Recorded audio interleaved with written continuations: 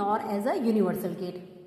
तो अब nor gate की जैसे आप देख रहे हैं ये सिंबल है, इसमें एक और गेट बनाया गया है जिसके आउटपुट को एक नॉट गेट से कनेक्ट कर दिया गया, तो आउटपुट हमारा मिल गया नॉर गेट का।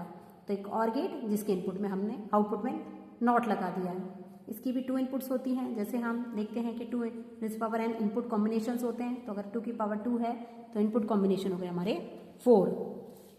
इसका जो लॉजिक एक्सप्रेशन है वो होता है output y is equal to दोनों इनपुट का एडिशन और उसका बार, यानी कि उसका अपोजिट।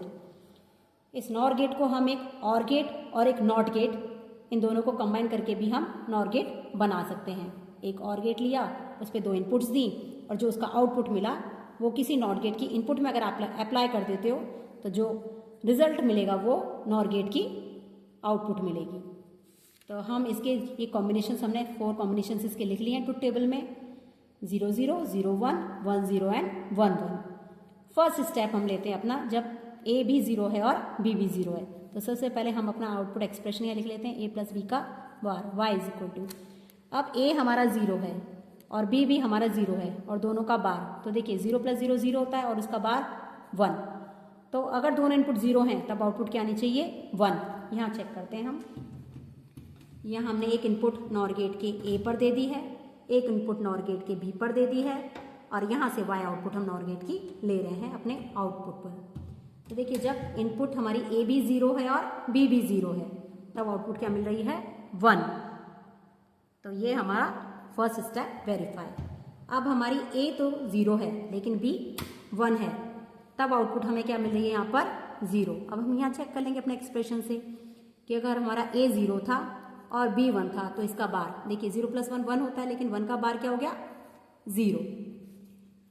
थर्ड, अगर हमारा a 1 है और b 0 है तो भी सेम कंडीशन यहाँ हो जाएगी। अगर 1 प्लस 0 दोनों का बार 1 प्लस 0 0, सॉरी 1 प्लस 0 1 और इसका बार 0, तो आउटपुट यहाँ पर 0 देखने को मिलेगी। अब अगर दोनों ही 1 है, a भी 1 है और b भी 1 है, तो 1 प्लस 1 जो होता है हमारा वो 1 होता है और उसका बार अगर हम लेंगे तो वो मिलेगा हमें 0। तो ये आउटपुट हमें देखने को मिल रही है 0। तो नॉर गेट की आउटपुट आपको सिर्फ तभी हाई मिलेगी जब दोनों इनपुट लो होंगी। तो इसे हम ऐसी जगह यूज कर सकते हैं जहां हमें इनपुट तो लो देनी है लेकिन आउटपुट हाई चाहिए। अब हम नॉर गेट को इम्प्लीमेंट करेंगे और गेट और नॉट गेट से, जैसा कि हमने यहाँ डायग्राम में बनाया हुआ है। पहले और गेट, बाद में उसके आउटपुट में एक नॉट गेट लगा दिया है। तो देखिए एक एक इनपुट हमने a और b अप्लाई की अपनी और गेट पर, जैसा हम यहाँ देख रहे हैं। उसके बाद इस और गेट की आउटपुट को हमने दे दिया है अपने नॉट गेट पर। तो और गेट की आउटपुट हमने यहाँ अप्लाई कर दी नॉर गेट के इनपुट पर और फिर हम नॉर गेट से, ये अपने नॉट गेट से आउटपुट ले रहे हैं, तो ये नॉट गेट की आउटपुट है। तो अब ये भी सेम ट्रुथ टेबल इसकी वेरीफाई होनी चाहिए जैसी अपनी नॉर गेट की हुई थी। तो यहाँ देखिए a और b जब 0 हैं तो आउटपुट हमारी क्या आ रही थी 1। यहाँ देखिए यहाँ भी आउटपुट हमें 1 मिल रही है। और अगर a हमारा 0 है और b अगर हमारा 1 है तो भी आउटपुट हमें 0 मिल रही है। और अगर हमारा a 1 है और b 0 है तो भी आउटपुट हमें 0 मिल रही है। और अगर दोनों 1 हैं तो भी आउटपुट हमें 0 मिल रही है।